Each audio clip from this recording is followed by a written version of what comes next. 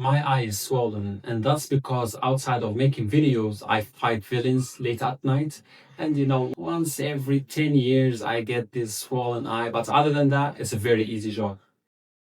When I was 12 years old, I used to love playing football.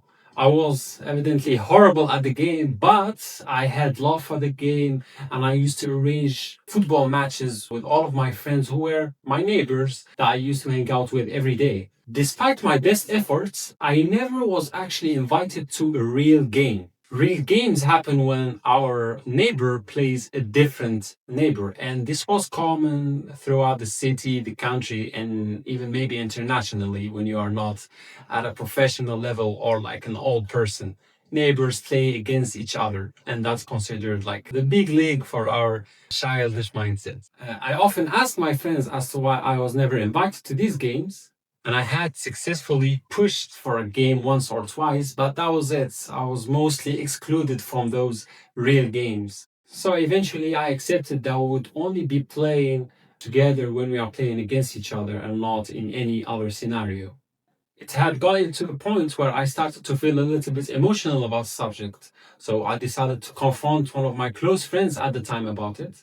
And he actually acknowledged my concerns and said that we'd be speaking about it in a few hours because he had something else to do. I was very excited for it, expecting that I'd be granted a role at our neighboring Premier League, so to speak.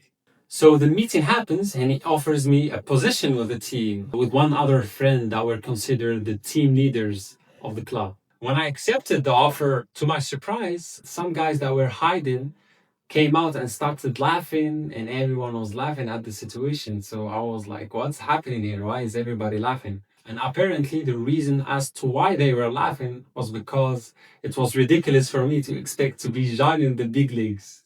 I was devastated at the time.